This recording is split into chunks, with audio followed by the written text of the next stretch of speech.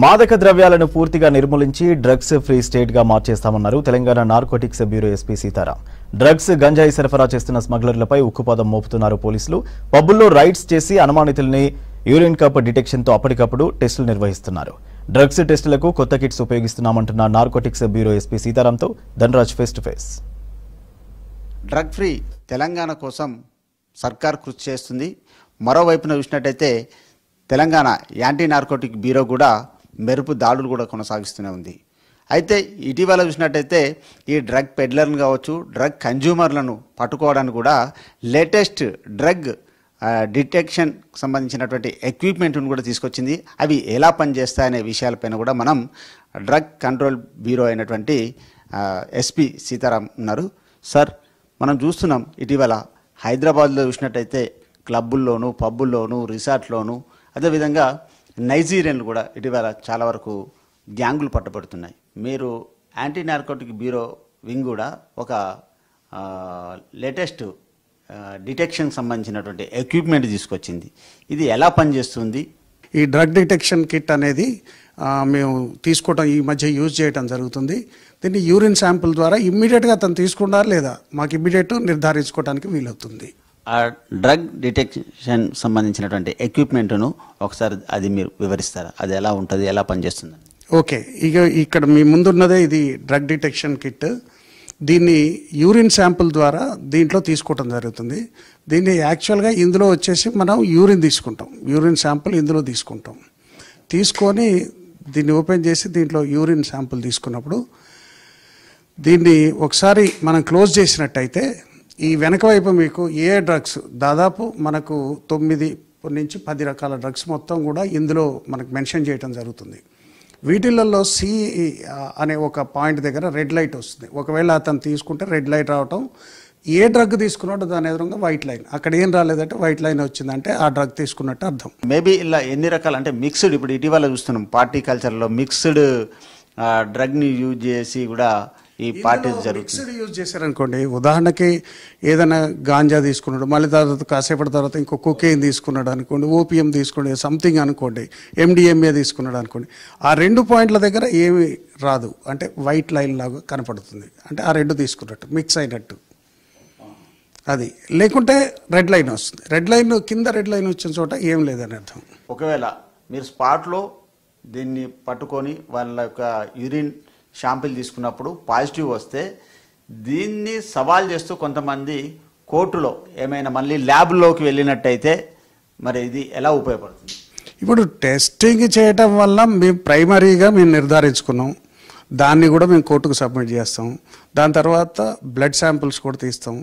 Blood శాంపిల్స్లో ఖచ్చితంగా ఏదో ఒక చోట వస్తూనే ఉంటుంది. అంత ఈజీగా తప్పించుకోవటం అంత వాళ్ళు ఏమనుకుంటారంటే ఏదో మేము 4 రోజులు జాప్యం చేయడం ద్వారా తప్పించుకోవచ్చు అనుకుంటారు. ఒకసారి దొరికిన వ్యక్తి తప్పించుకోవడం అంత ఈజీ కాదు. ఇంకా ఈ ఎన్డీపీఎస్ యాక్ట్లో శిక్షలు కూడా చాలా కఠినతరంగా ఉన్నాయి. ఇప్పుడు చాలా వరకు పల్లెల్లో కూడా ఈ విష సంస్కృతి పాకిందనేది, అదేవిధంగా చాక్లెట్ల రూపంలోనూ, మరోవైపు చూసినట్టయితే కిరాణా కొట్టుల్లోనూ, పాన్ షాపుల్లో కూడా చాలా వరకు విచ్చలవిడిగా ఇది దిగుమతి అయిపోయింది అనేది తెలుస్తుంది.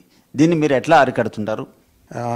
పోలీసులు సంయుక్త కృషి వల్ల ఎవరైనా కానీ, లా అండ్ ఆర్డర్ కానీ, ఎస్ఓటీ కానీ, టీజీ న్యాప్ కానీ అందరు కలిసి దీన్ని కంట్రోల్ చేయడం జరిగింది. ఇక ముందు కూడా మ్యాక్సిమం కంట్రోల్ చేస్తాం.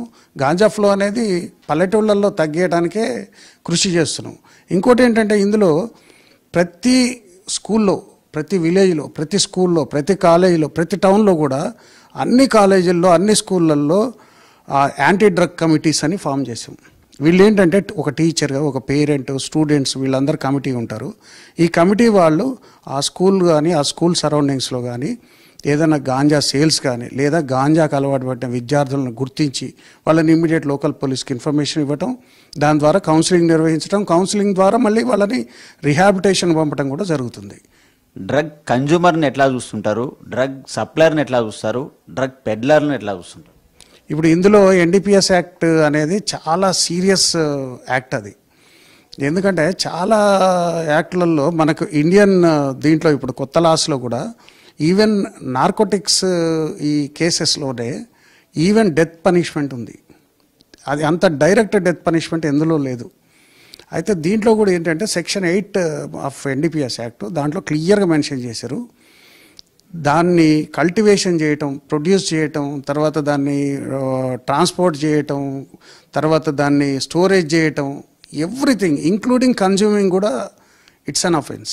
వీటన్నిటిని కూడా మీరు కంట్రోల్ చేసినట్లయితే మీకు ప్రభుత్వం నుంచి కూడా అవార్డులు రివార్డులతో పాటుగా ప్రమోషన్లు ఉంటాయని కూడా సీఎం రేవంత్ రెడ్డి కూడా చెప్పడం జరిగింది. ఈ మొత్తానికి గవర్నమెంట్ ఎలాంటి ఫెసిలిటీస్ ఇచ్చింది మీకు? సీఎం గారు కూడా క్లియర్గా డ్రగ్ ఎవరైతే ఈ యాంటీ నార్కోటిక్ వింగ్లో కానీ డ్రగ్స్ కంట్రోల్ చేయడం కానీ ఉత్తమ ప్రతిభ కనపరిచిన ఆఫీసర్లకి మంచి రివార్డులు ఇస్తాం, ప్రమోషన్లు ఇస్తామని కూడా ఓపెన్గా ప్రకటించడం జరిగింది. మాకు మంచి వెహికల్స్ కూడా అరేంజ్ చేయడం జరిగింది. అదేవిధంగా మొన్న సీఎం గారు అందరు ఆఫీసర్లను ఉద్దేశించి గవర్నమెంట్ ఇది మొన్న చూశారు సార్, దాని మీద పోస్టర్ మీద కూడా ఒకటే రాశారు, డ్రగ్స్ కట్టడి మా ప్రభుత్వ బాధ్యత అని రాశారు క్లియర్గా. కాబట్టి సీఎం గారే అంత కృతనిశ్చయంతో ఉన్నప్పుడు ఏం యాక్షన్ అయినా తీసుకోమరా. డ్రగ్ ఎవడైనా తెలంగాణలో డ్రగ్ కనుక పెడ్లర్ ఉన్న కన్జ్యూమర్స్ ఉన్న వాళ్ళని ఎట్టి పరిస్థితుల్లో కంట్రోల్ చేయండి, ఏం యాక్షన్ అయినా తీసుకోండి అని సీఎం గారు స్వయంగా చెప్పిన తర్వాత ఇంకా అంటే రెట్టించిన ఉత్సాహంతో పోలీసులు అందరూ ఈరోజు పనిచేస్తున్నారు.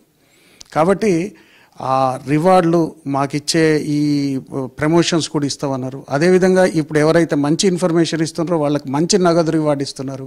దాదాపు 2 లక్షల వరకు రివార్డు ఉంది. దాంతో చాలామంది ముందరికి వస్తున్నారు. ఇంతకుముందు ఇన్ఫర్మేషన్ ఇస్తే మాకేంటి అనేది ఉండేది.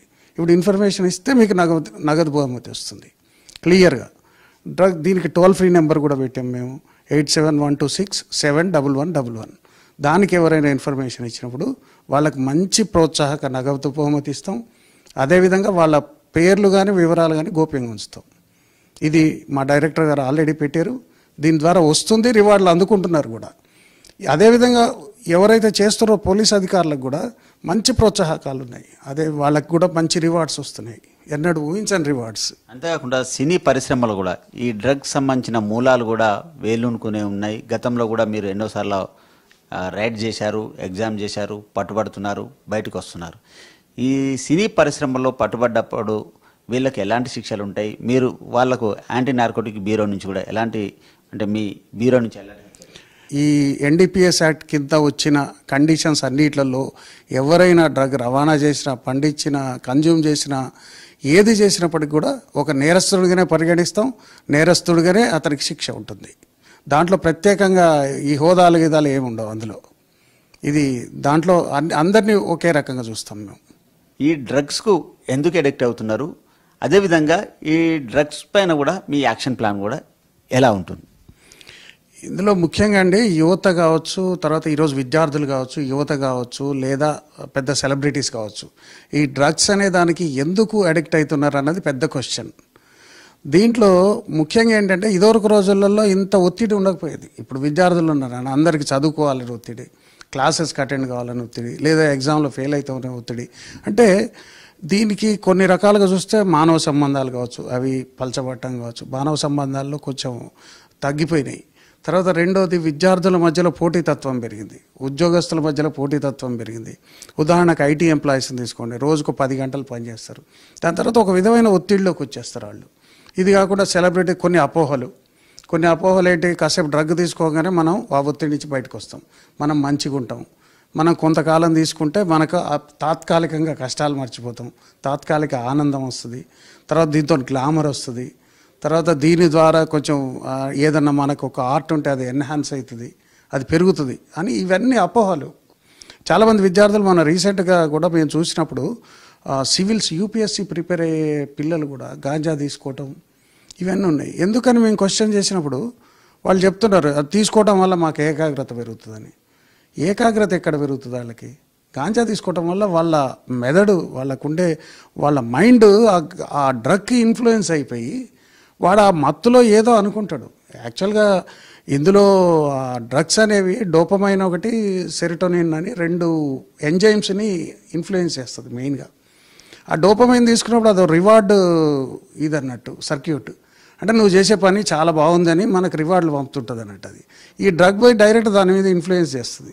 చేసినప్పుడు వాడు చేసే పని వాడు కరెక్టే అనుకుంటుంటాడు.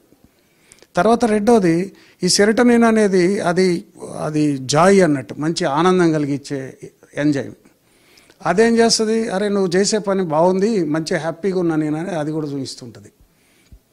ఓవర్ ద టైం ఈ రెండింటికి వచ్చేసరికి మనకు సేమ్ మైండ్ మీదనే ఫ్రంటల్ కార్టెక్స్ అని ఒక ప్లేస్ ఉంటుంది. అదేంటంటే మనం మంచి పని చేసేది మంచి పని చెడ్డ పని నిర్ధారిస్తుంది మన మైండ్లో.